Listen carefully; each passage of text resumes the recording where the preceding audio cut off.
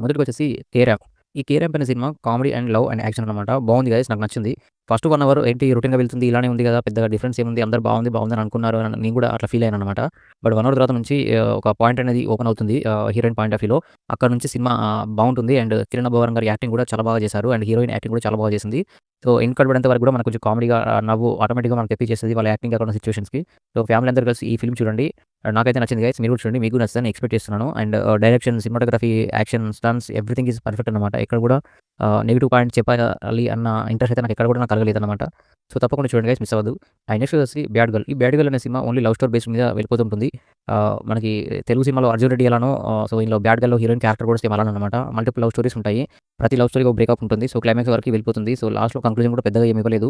ఈ లైఫ్ ఇలాంటిది అన్నట్టుగా ఎండ్ చేశాడనమాట. అండ్ సినిమాటోగ్రఫీ, అమ్మాయి యాక్టింగ్ బావుంది. అండ్ డైరెక్షన్ గాని, మ్యూజిక్ గాని అది కూడా బాగా మంచిగా సెట్ అయిపోయాయనమాట. సో, అన్ని యాస్పెక్ట్స్ చూసుకుంటే అన్నీ కూడా బానే ఉన్నాయి. బట్ కాకపోతే ఎండింగ్ అండ్ మనం కొంచెం అడల్ట్ వాళ్ళమే చూడాలి దీన్ని. ఎందుకంటే రొమాన్స్ సంబంధించిన సీన్స్ అవన్నీ కలిసి ఉంటాయన్నమాట. సో, ఎండింగ్ ఒకటి నాకు ఇంకా కొంచెం బెటర్‌గా ఇస్తే బావుండనిపించింది. సో, అందుకని నాకు ఇది అంతగా పెద్దగా నచ్చలేదు. ఒకవేళ టైం ఉంది మీరు చూసారంటే మాత్రం మీ ఇష్టం. అండ్ నెక్స్ట్ వచ్చేసి 'మిత్రమండలి.' ఈ 'మిత్రమండలి' అనే ఫిల్మ్ కామెడీ ఫిల్మ్ గైస్. బావుంటుంది. ఎందుకంటే ఈ ఈ ఉన్న కామెడీ యాక్టర్స్ జనరేషన్ అంతా కూడా మంచి ఎఫర్ట్స్ పెట్టి చేశారు. ఫస్ట్ నుంచి లాస్ట్ వరకు కూడా మీకు ఆ కామెడీ టైమింగ్ వచ్చే డైలాగ్స్‌తోనే మనకి కామెడీ అనేది జనరేట్ అవుతుందన్నమాట. సో, ఒక ఫ్లోలో ఎళ్ళిపోతూ ఉంటుంది. మీరు కూడా చూడండి గైస్. నేనైతే చూస్తూ కొన్ని చోట్ల నేను నవ్వుకున్నాను.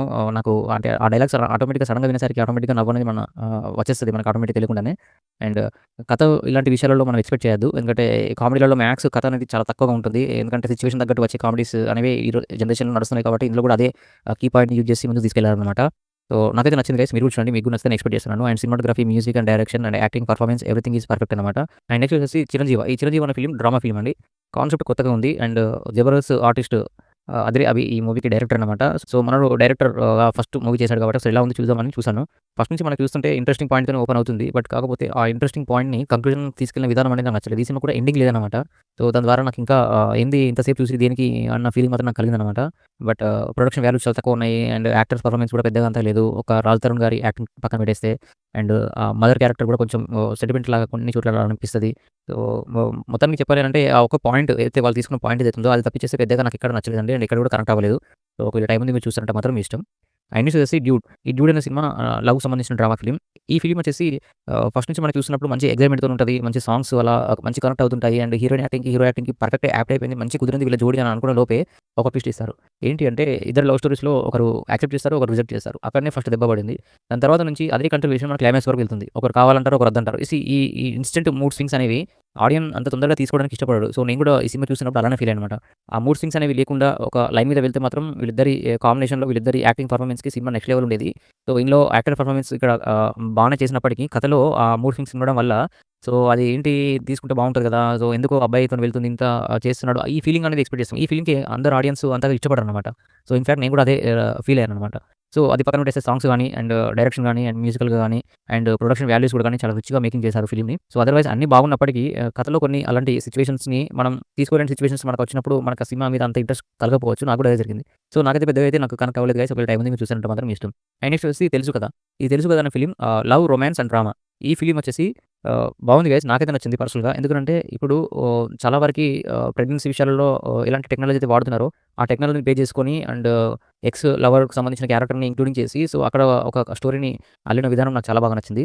అండ్ ఈ సినిమాలో కూడా ప్రొడక్షన్ వాల్యూస్ చాలా బావుంటాయి. బట్ కాకపోతే ఔట్‌డోర్ షూట్స్ చాలా తక్కువ చూపించారు. ఓన్లీ ఒక 4, 5, 6 మెంబర్స్ మీదనే స్టోరీ రన్ అవుతుంటది. బట్ ఎక్కడ కూడా బోర్ కొట్టదనమాట. ఎందుకంటే డైలాగ్స్ అనేవి మనకు అంత కనెక్ట్ అవుతుంటాయి. అండ్ సిద్దు జొన్నలగడ్డ యాక్టింగ్ బావుంది. అండ్ హ్మ్, అండ్ రాశిఖన్నా గారి యాక్టింగ్ బావుంది. అండ్ శ్రీనిధి శెట్టి తన డైలాగ్స్ తక్కువ ఉన్నప్పటికీ తన ఎక్స్‌ప్రెషన్‌తోని చాలా బాగా హ్యాండిల్ చేసింది ఆ క్యారెక్టర్‌ని.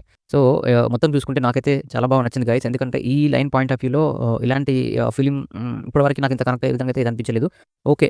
మరీ అంత బాగా నచ్చకపోయినా గానీ ఇప్పుడున్న ఫిల్మ్స్‌లో బెస్ట్ ఫిల్మ్ అనే చెప్పాలి. అండ్ క్లైమాక్స్ అండ్ ఎండింగ్‌లో వచ్చే dialogues and boys point of వ్యూలో వచ్చే డైలాగ్స్ ఎవరైతే వాళ్ళ అమ్మమ్మ ఆ ముసలి క్యారెక్టర్ ఉందో ఆ ఆమె చెప్పే డైలాగ్స్ గాని అవన్నీ కూడా మనకు చాలా బాగా కనెక్ట్ అవుతాయన్నమాట.